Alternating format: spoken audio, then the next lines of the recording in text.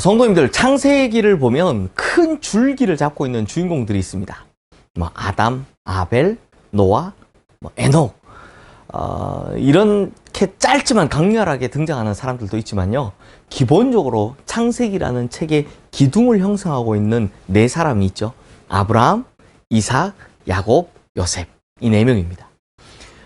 그래서 어제 우리가 본 창세기 37장부터는 창세기의 마지막 주인공인 요셉이 등장해서 요셉의 이야기가 펼쳐지기 시작했습니다.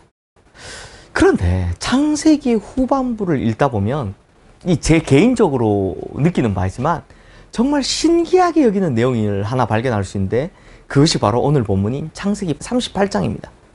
왜냐하니 요셉의 이야기가 창세기 37장부터 50장까지 이어지는데요. 끝까지 이어지는데요.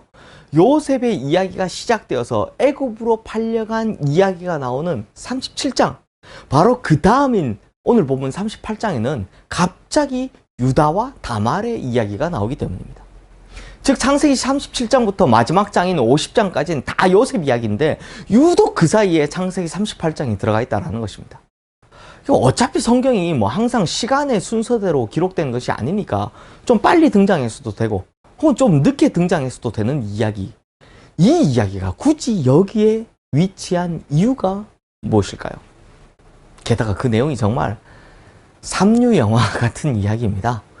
원한에 대한 이야기, 시부와 며느리의 통정 이야기, 우리 문화에서는 읽기가 참 거북스러운 이야기가 바로 창세기 38장의 이야기거든요.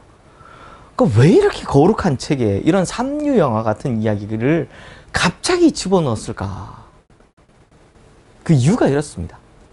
사랑하는 성도님들, 제가 앞서 말씀드렸다시피 창세기 주인공이 누구입니까? 아브라함을 필두로 이삭, 야곱, 요셉입니다. 그렇다면 성도님들, 이 성경 전체 주인공은 누구십니까? 바로 예수 그리스도이십니다. 그렇다면 잘 보십시오.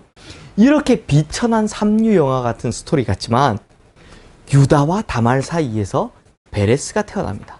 그리고 이 베레스는 마태복음 1장 3절 말씀에 나오는 것처럼 예수 그리스도의 계보에 있는 사람이 됩니다. 유다와 다말도 마찬가지로 예수 그리스도의 계보를 이루는 사람이 됩니다. 오히려 다말은요, 마태복음에 예수님 족보에 딱 5명밖에 나오지 않는 여인 중에 한 명으로 등장을 하죠. 그러므로 창세기 38장이 참 재밌는 것이 구약을 기록한 유대인들 입장에서는 자신의 직계 혈통이 유다지파라는 것을 강조하기 위해서 이 부분을 이렇게 첨가시켜 놓은 것입니다. 그런데 결국 이 유다지파에서 누가 태어나게 됩니까? 바로 예수님이십니다.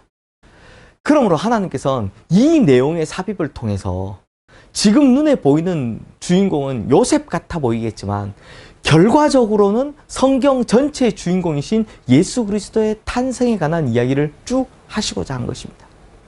그러므로 하나님께서는 이제 막 시작되려는 요셉의 흥미진진한 이야기 직전에 예수 그리스도께 우리의 안목을 맞추고 시선을 고정시켜 주시려 한 것입니다.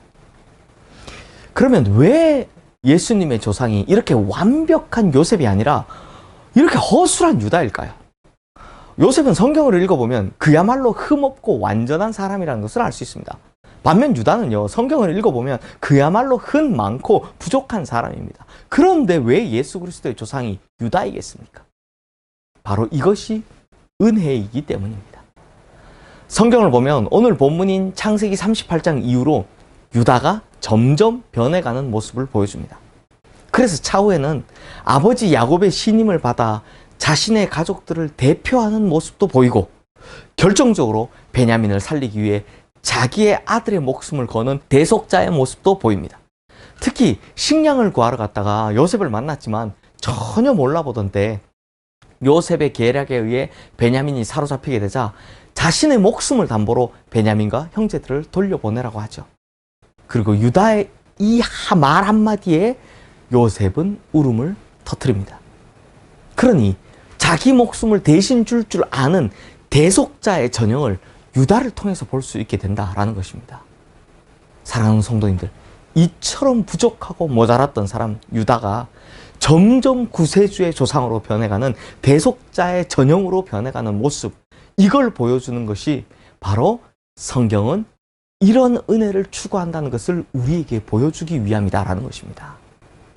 사랑하는 성도님들, 그러므로 창세기 38장은 잘못 읽으면 삼류소설 같은 부끄러운 성경의 한 장면이죠.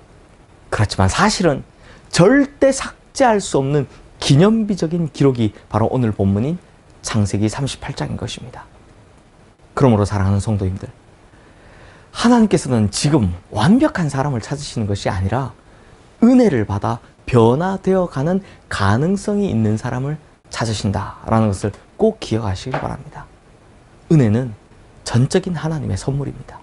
내가 선택해서 내가 졸라서 받는 것이 아닙니다. 그저 하나님께서 나를 선택해 주신 것입니다. 바로 나를, 이 부족하고 천한 나를 유다처럼 일방적으로 선택해 주셨다는 것입니다.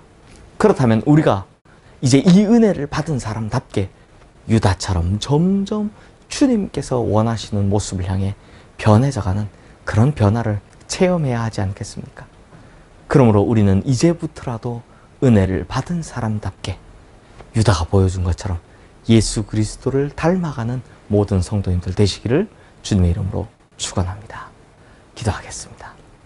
하나님 아버지, 하나님의 전적인 은혜로 말미암아 유다가 변해서 결국 예수 그리스도의 모습, 대속자의 전형이 되었습니다.